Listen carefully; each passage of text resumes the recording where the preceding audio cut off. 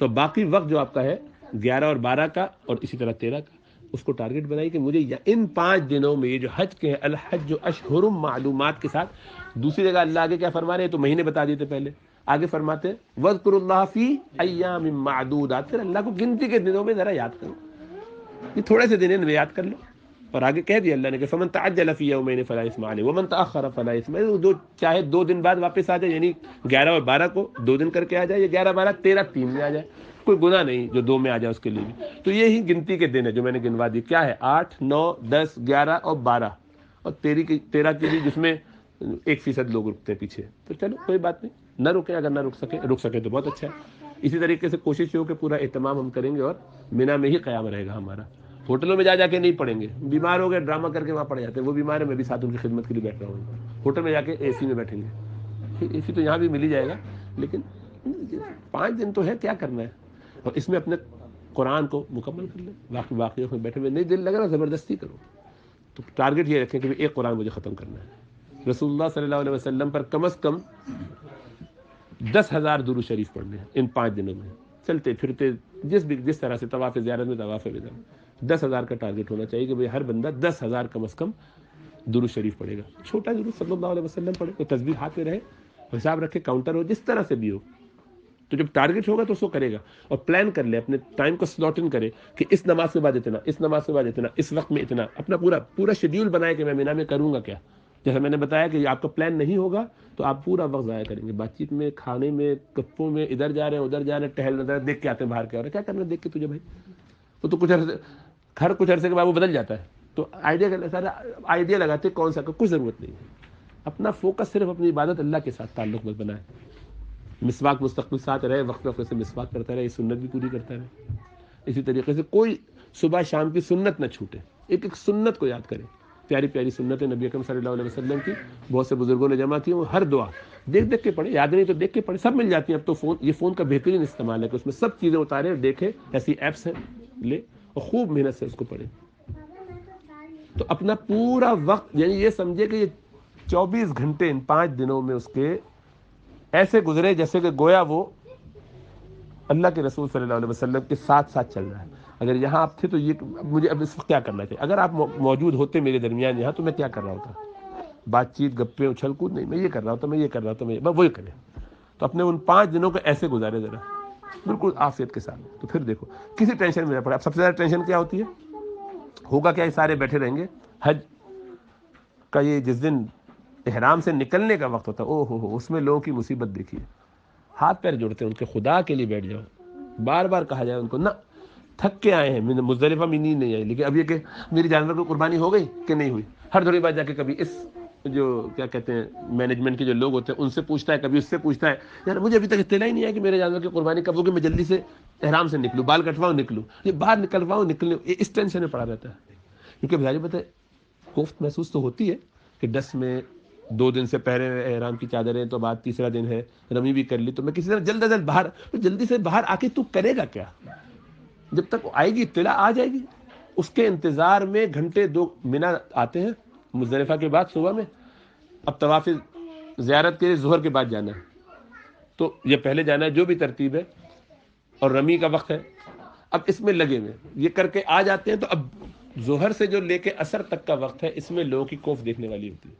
مجال ہے کہ کسی کو قرار آئے، اسے کہتے ہیں بھائی تھوڑی دیر نہ خود سوتے ہیں نہ دوسروں کو سونے دیتے. جو سونے والے چند لوگ سونا چاہتے ہیں ان پہ باتیں کر کے، میری قربانی تمہاری ہو گئی قربانی، اچھا میری تو ابھی تک نہیں ہوئی یار کچھ کروائے نا. اٹھا بھی دیتے ہیں لوگوں کو. بیچارہ سو رہا ہے کمیٹی والا، ساری رات اس نے محنت کی ہے آپ کے لیے، رگڑے لگا کہ کہاں سے کہاں، کہ ایک لمحہ نہیں آرام کیا. تھوڑی دیر بیٹھا دروازہ کھٹکھٹا رہے کہ بتائیے وہ میری قربانی، ہمیں اب تک پتہ ہی نہیں چل رہا کیا کرنا کیا ہے.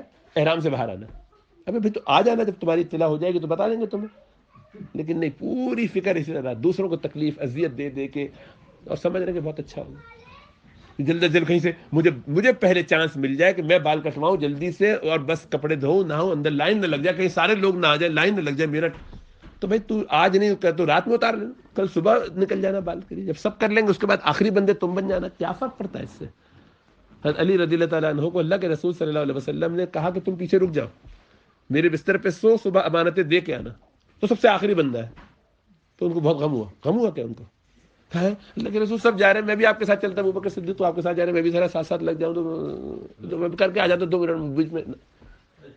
نہیں، اس لیے کہ وہاں کوئی اپنے نفس کی پرستش نہیں کرتا تھا. یہ اللہ والے بڑے بڑے ایسے قیمتی لوگ ہیں، اطمینان سے بیٹھے. جان کا خطرہ ہے، رات میں کوئی حملہ کر سکتا ہے، صبح دشمن جو حملہ کرے گا ہو سکتا ہے وہ دھوکے میں پہلے مارے پھر پوچھے. یہ بھی تو ہو سکتا تھا نا. وہ تو اللہ کے رسول صلی اللہ علیہ وسلم کو قتل کرنے کی نیت سے بیٹھے ہوئے تھے، پورے رات میں پہرا دے رہے تھے، اور ان کا خیال ارادہ یہ تھا کہ یہ نکلے. اتنا ان میں انسانیت تھی کہ گھر میں گھس کے نہیں ماریں گے. یہ بھی سمجھنے کی بات ہے کہ قتل کرنے کے ارادے سے آئے، لیکن کہہ رہے جب آپ نکلیں گے تو حملہ کریں گے. گھر کے اندر داخل ہونا کسی کے لیے مناسب بات نہیں. عورتیں ہیں، پردے ہیں، سارا بھی سب اہتمام لحاظ ان کے یہاں ہوتا تھا. انسانیت کے خلاف سمجھتے تھے. اتنا اخلاق ان کے یہاں تھا جو ہمارے یہاں تو اب یہ بھی نہیں بچا ہے.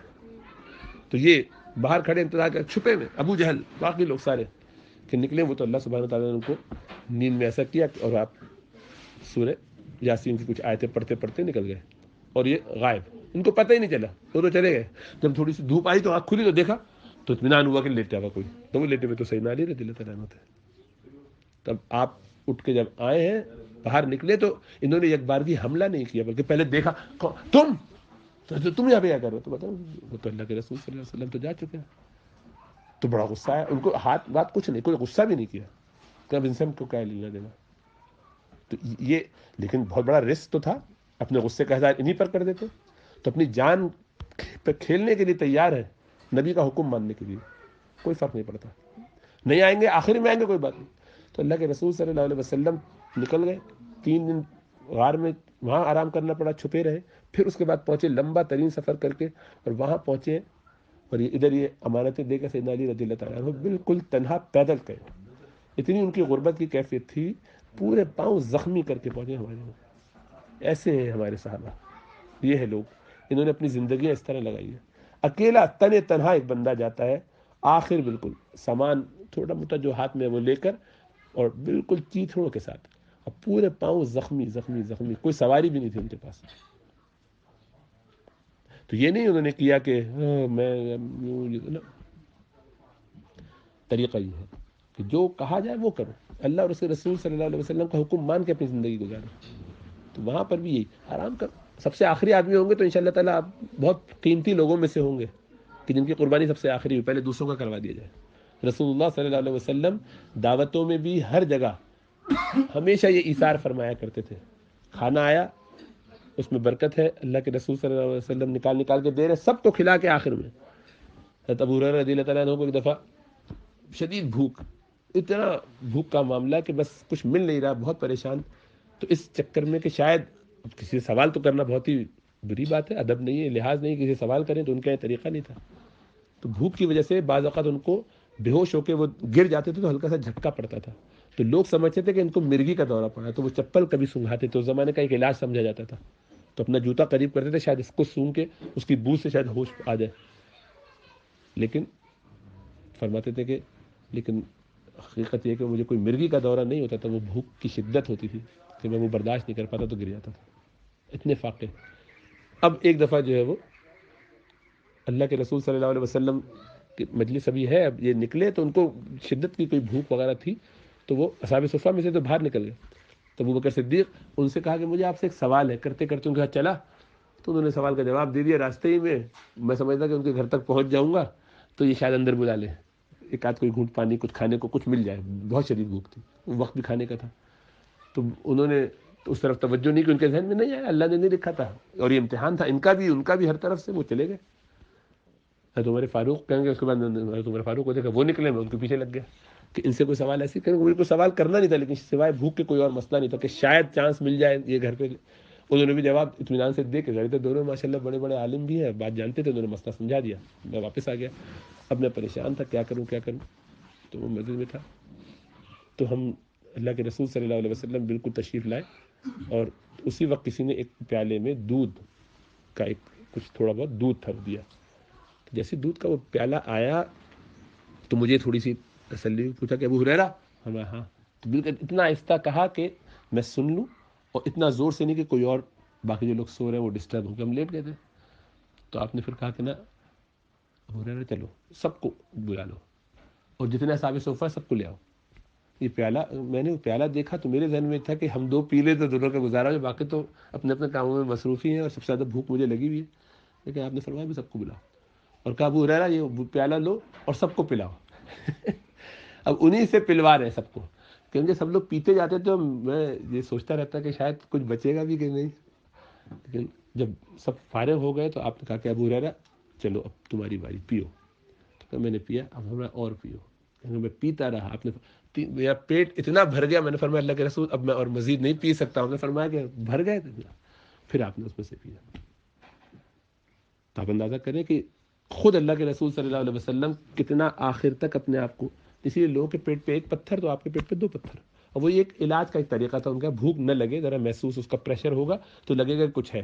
کیونکہ یہ ہنگر پینگز جو ہے وہ کبھی کبھی اس لیے فیل ہوتے ہیں کہ اندر کچھ ہوتا نہیں. تو اگر آپ ہلکا سا پتھر ٹائٹ سا باندھ دیں تو اس کی تاثیر ہوتی ہے میڈیکلی بھی، کہ وہ فیل کرے گا، آپ کو لگے گا کچھ بھاری ہے، ہیوینس ہے، تو آپ کو ذرا سا بھوک کم ہوگی. کیونکہ جو سگنل یہاں سے برین کو جاتا ہے وہ سگنل کم از کم رک جائے گا کہ دیر از سم تھنگ. تو پیٹ دبا لینے سے ذرا سا سکون ملتا ہے. تو اس بیس پر اللہ کے رسول صلی اللہ علیہ وسلم دوہرے پتھر 2 پتھر باندھے ہوتے ہیں، تبھی تو لوگ چلتے ہیں. تو آپ اگر سب سے آخری ہوں گے نا تو آپ یہ مت سمجھیں کہ آپ برے ہیں، خراب ہیں، آپ کو نگلیکٹ کیا گیا، لوگوں نے ابیوز کیا اور آپ کا کام نکال کے سب نکل گئے، میں سب سے پیچھے رہ گیا. کیا فرق پڑتا ہے؟ یہ تو بڑوں کی شان ہے. لیکن آپ کو بڑا مت سمجھیں، یہ کرنے کے بعد بھی بڑا نہ سمجھیں، لیکن خیال یہ ہو کہ ایثار کریں. وَيُؤْثِرُونَ عَلَىٰ أَنفُسِهِمْ وَلَوْ كَانَ بِهِمْ خَصَاصَةٌ، اپنے اوپر مشقت ہو تب بھی دوسروں پہ ایثار کرتے ہیں.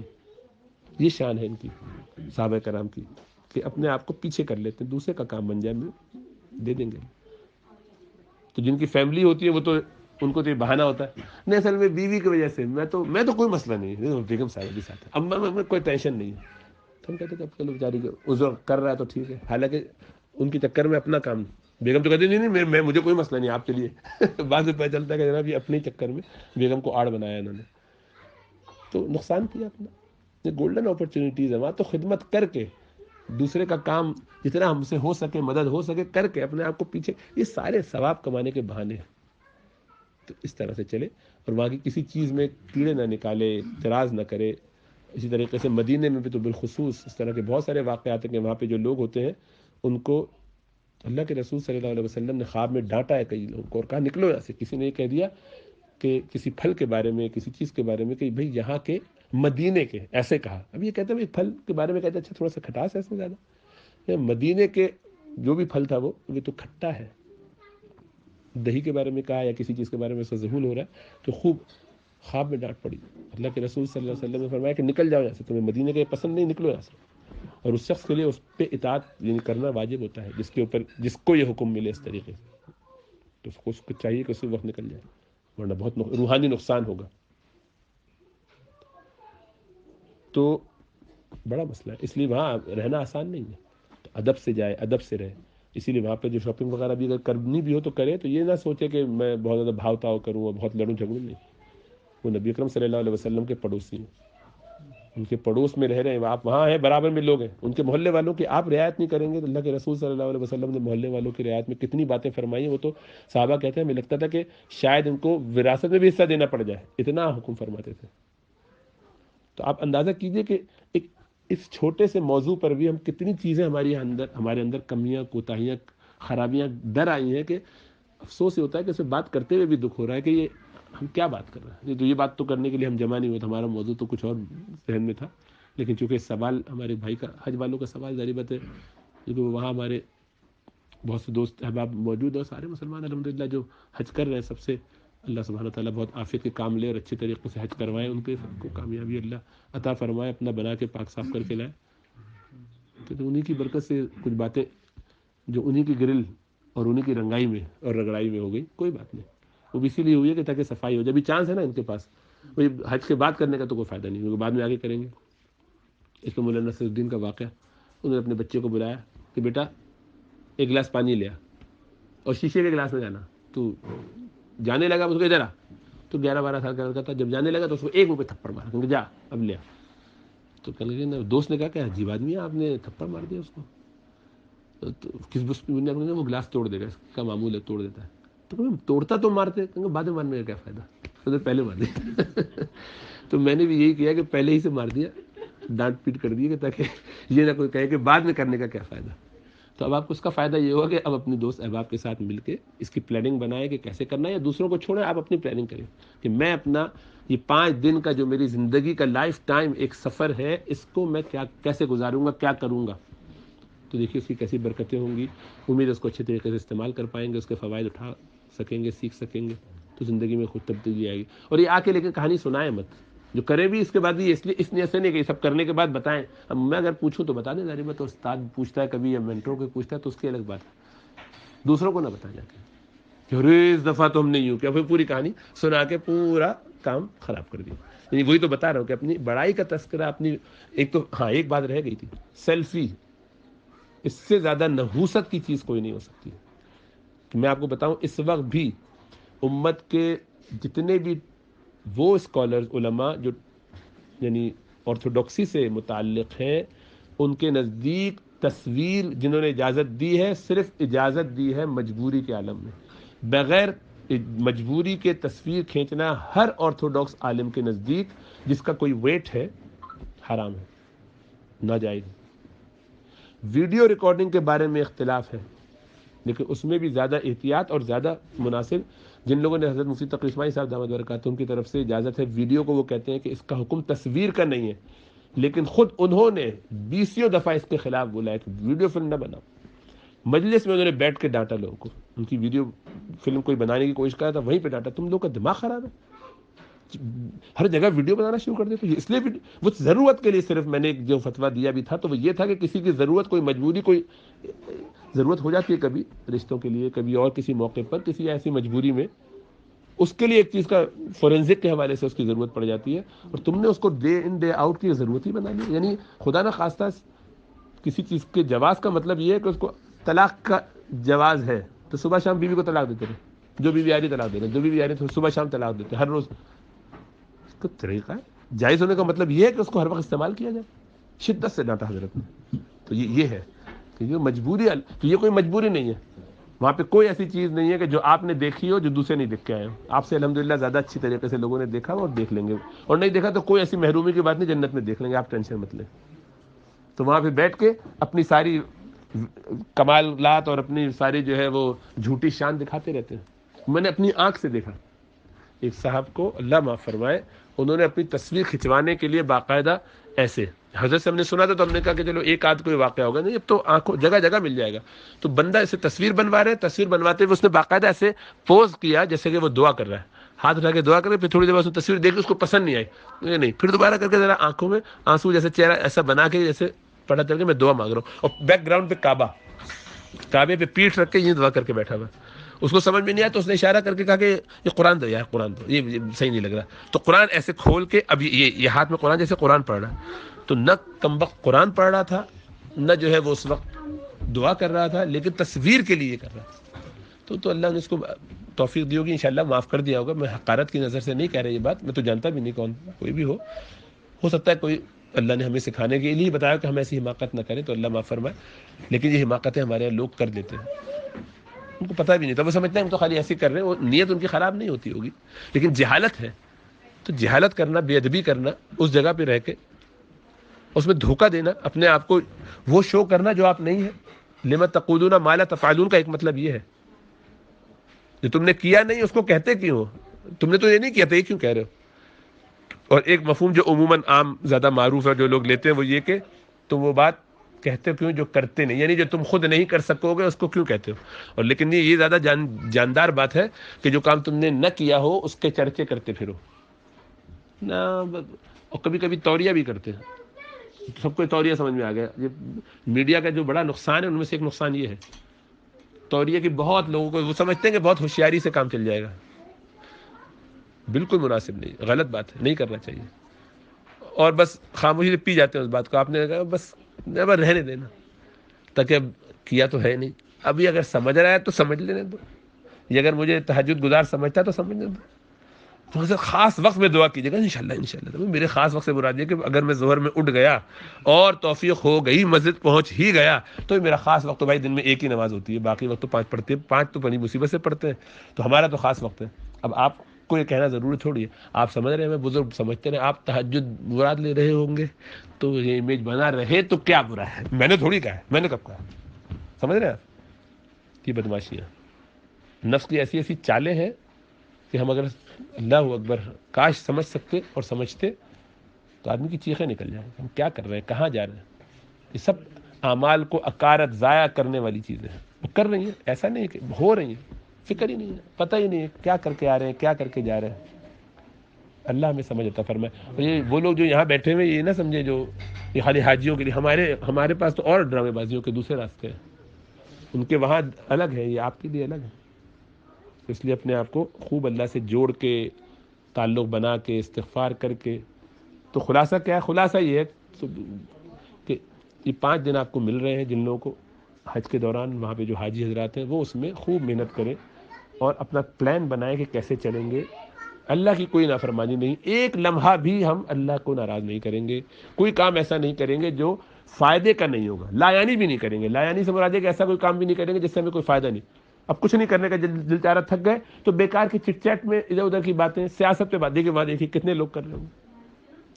پاکستانیوں کی تو جان اسی میں اٹکی ہوئی ہے، سیاست۔ ان کو لگتا ہے کہ پوری دنیا میں اگر انہوں نے سیاست پہ بات نہ کی تو پوری دنیا میں ہر انسان، بلکہ نعوذ باللہ ایسا لگتا ہے کہ پوری دنیا چلی اس بیس پر رہی ہے، اگر پاکستانی سیاست پہ بات نہ کرے تو اس کو لگتا ہے کہ یہ نظام چلے گا نہیں، دنیا میں ہوگا کہ اگر میں نے اس پہ بات نہ کی۔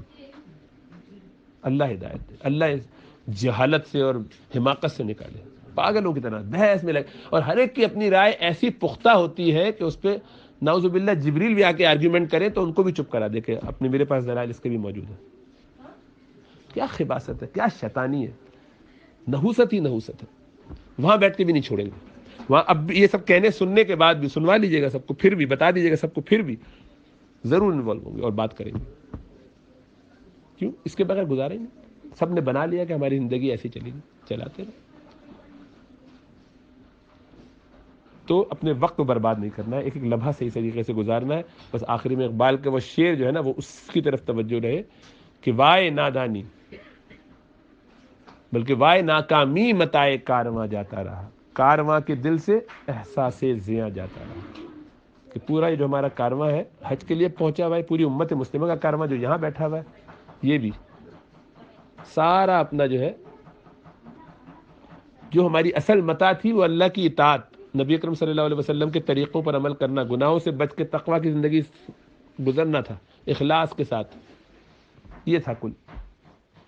یہ ساری متاع ہم نے لٹا دی، نہ انسانوں کے ساتھ اچھے ہیں، نہ غیر مسلموں کے ساتھ اچھے ہیں، نہ اپنے گھر والوں کے ساتھ اچھے ہیں، نہ اپنے محلے والوں کے ساتھ اچھے ہیں، نہ اپنے اساتذہ علماء والدین کے ساتھ اچھے ہیں، کسی سے مخلص نہیں ہے۔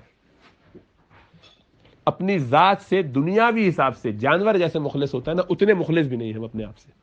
اپنے آپ سے دنیا میں ہے، دنیا ہمیں نظر ہی آتا ہے کہ جو دل میں آتا ہے، بس ایک جانور کے جو دل میں آتا ہے وہ کرتا ہے، ہمارے دل میں بھی جو آتا ہے وہ کرتے ہیں۔ تو اس وقت ہم اسفل سافلین، اللہ بس ہدایت دے، اللہ سمجھ عطا فرمائے۔ تو اس کیفیت میں ہم چل رہے ہیں، اور یہ متاع چلی گئی ہے اور اس کے جانے کا بھی احساس نہیں ہے۔ یہ جانے کا احساس تو ہونا کہ میرا مال لٹ گیا ہے، گھر میں چوری ہو گئی، ڈاکہ ہو گیا، تو افسوس غم ہوتا ہے کہ مال لٹ گیا، تو مال بڑی پیاری ہوتی، وائے نادانی وائے ناکامی متاع کارواں جاتا رہا، کارواں کے دل سے احساس زیاں جاتا رہا، جو ضائع ہو گئی چیزیں اس کا جانے کا بھی احساس بھی نہیں رہا کہ سب چلا گیا۔ ساری عجیب بات، کیسی عجیب بات۔ تو پھر اس میں وہی ہوگا جو دوسرا بار بار میری زبان پہ آ رہا ہے، میں پڑھی دوں والا بھی شعر کہ وائے نادانی جو ہے وہ ان کا شعر نہیں ہے، وہ کسی اور کا۔ وائے نادانی کے وقت مرگ، غالباً حسرت کا ہے یا کسی کا، وائے نادانی کے وقت مرگ یہ ثابت ہوا، خواب تھا جو کچھ کے دیکھا، جو سنا افسانہ تھا۔ یہ افسانہ تھا جو ہم دیکھ رہے تھے، جس مزے کے ہم لگے ہوئے تھے پارٹی میں، عیاشی میں، سوچ رہے تھے کہ بہت مزے آئیں گے، بہت سارا زندگی ہماری یہ روٹین معمول، یہ سب آنکھ کھلے گی تو پتہ چلے گا کہ کیا کر کے آ گئے، کہاں چلے گئے، کیا کیا۔ ہم تو یہ سمجھ رہے تھے کہ ہمارا بڑا معاملہ اچھا ہو رہا ہے، نکلا سارا الٹا۔ سوف ترى اذا انكشف الغبار افرس تحت رجلك حمار، ان قریب پتہ چل جائے گا جب یہ گرد چھٹے گی کہ جس سواری کو آپ شاندار عربی النسل گھوڑا سمجھ رہے تھے وہ تو گدھا نکلا، وہ گرد کی وجہ سے ایسا لگ رہا تھا میں تو بہت ہی اونچا اڑ رہا ہوں۔ زمین پہ ہی پڑے ہوئے تھے, کوئی ساتویں آسمان پہ نہیں پہنچے ہوئے تھے. تو اسی کا احساس کرنا ہے مرنے کے بعد, تاکہ جب آنکھ کھلے تو خوب تیاری ہو. اسی لیے صحابہ کرام سیدنا علی رضی اللہ تعالیٰ عنہ کا یہ قول ہے, فرماتے ہیں کہ یہ غیب کے پردے ہٹ جائے تو ہمارے ایمان میں ذرہ برابر بھی اضافہ نہ ہو. اللہ کے رسول صلی اللہ علیہ وسلم کی صحبت میں ہم وہ سب چیزوں کو اپنی آنکھوں سے دیکھ آئے. عثمان غنی رضی اللہ تعالیٰ عنہ سے کسی نے کہا کہ آپ قبر پہ آتے ہیں, کسی کو دفنانے کا موقع ہوتا ہے, جنازہ پڑھاتے تو آپ اس طرح روتے ہیں, ایسا لگتا ہے کہ بس کچھ اتنا روتے ہوئے ہم نے آپ کو اور کسی معاملے میں نہیں دیکھا جتنا قبر کے معاملے میں. فرمایا پہلی منزل ہے, بس یہاں سے آگے کی ساری منزلیں ایسے آنکھوں کے سامنے آ جاتی ہیں تو حالت بالکل غیر ہو جاتی ہے, تو گر پڑتے تھے, بے ہوش ہو جاتے تھے, ایسا رویا کرتے تھے. تو ہم تو بالکل نابینا اندھے بنے بیٹھے ہوئے, ہمیں پتہ ہی نہیں کہ کل کیا ہونے والا ہے میرے ساتھ, کل اللہ کیا سوال ہوگا. اس وقت وقتی فائدہ تو اٹھا لو, اس وقت تو وقتی کچھ میں مزہ کر لوں, یہ حرام کاری کر لوں. وہاں پر بھی فون پہ لگے ہوں گے جو لوگ, آپ دیکھیے بیچ بیچ میں واٹس ایپ پہ پورا دنیا کے کیا چکر چل رہے ہیں وہ دیکھ رہے ہوں گے, اور منہ میں بھی نہیں چھوڑیں گے, مزدلفہ میں بھی نہیں چھوڑیں گے, عرفات میں بھی نہیں چھوڑیں گے. ساری اپڈیٹس ان کے پاس ہوں گی کہ دنیا میں ہو کیا رہا ہے. ہر آدھے 2 گھنٹے 3 گھنٹے تک اگر عبادت کرنے کی توفیق ہو بھی گئی تو اس کے بعد دیکھ لیں گے, دیکھ تو لوں ہو کیا, کوئی ایسا کوئی مسئلہ تو نہیں ہے میری وجہ سے, کوئی دنیا میں پوری جو نظام چل رہا ہے اللہ سبحانہ تعالیٰ کو شاید نعوذ باللہ کوئی مشورہ ہی کرنا ہو مجھ سے. استغفر اللہ. یعنی آپ پہ پوری دنیا چل رہی ہے, سب اپڈیٹس ہوں گے. یہاں واپس آئیں گے تو کچھ سب پتا ہوگا کہ کہانی سنا دیں گے آپ کو, تو وہاں یہ کرنے جا رہے ہیں. تو کیسا شیطان نے ہم کو چھو کے باولا کر دیا. اول تو اچھے پہلے پرانے زمانے میں لوگوں کو نیکیوں سے وہ روک دیتا تھا, اب وہ کہتے ہیں نہیں نیکی کرو, دبا کے کرو, اچھا ہے لگاؤ پیسہ, سارا پیسہ تو ہمارے پاس ہی آنا ہے, اور کیا کرنا ہے. سارا سیٹ اپ جتنا وہاں پہ بنا ہوا ہے کون چلا رہا ہے, سارے ہوٹل جن میں آپ جا کے کما کے کھائیں گے پیئیں گے کون لوگ, سب غیروں کو جا رہا ہے. ہر بڑے ہوٹل میں جا کے رہیے, سب کا پیسہ غیروں کو جا رہا ہے, اپنوں کا نہیں ہے. تو آپ سمجھتے رہیے کہ آپ بہت کچھ کر رہے ہیں. اللہ سمجھ و شعور عطا فرمائے, اللہ سبحانہ تعالیٰ اپنا فضل فرمائے, ہمارے گناہوں کو معاف فرمائے, اللہ سبحانہ تعالیٰ سب کی عبادات کو قبول فرمائے. ہمارے بہت خاص ایک گھڑی اس طور پر ہے کہ جمعے کا دن ہے اور مغرب کا وقت ہوا چاہتا ہے, تو مغرب کا یہ وقت جو ہے یہ دعویٰ اور یا ساعہ مستجابہ یعنی قبولیت کا جو وقت ہوتا ہے, ان میں بعض علماء کی رائے یہ ہے کہ یہ ہے. تو اللہ کرے کہ ان باتوں کا ہم پر اثر ہو, سب سے پہلے مجھ پر, کیونکہ میری اپنی گندگی اپنی نحوستیں اتنی ہیں کہ ان باتوں کا کوئی اثر دوسروں پہ کیا ہوگا. ہماری زندگیاں تبدیل ہو, اللہ سبحانہ تعالیٰ سب کی زندگی میں کچھ خیر لے کر آئے.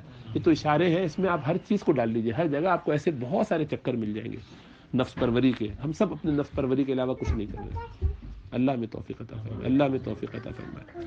سبحانک اللہم و بحمدک ونشہد ان لا الہ الا انت نستغفرک ونتوب الیک.